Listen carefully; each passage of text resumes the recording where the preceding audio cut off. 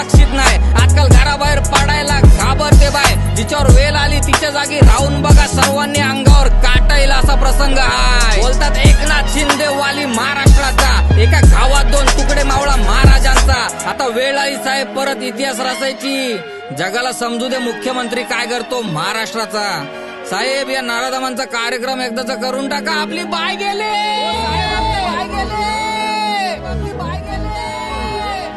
सजा अशी सुनवा, हातपाय कापले पाहिजे. तुमचं नाव घेतला की नराधम मुतले पाहिजे. राजसाहेब बरोबर बोलतात, यांना हाकलून लावा.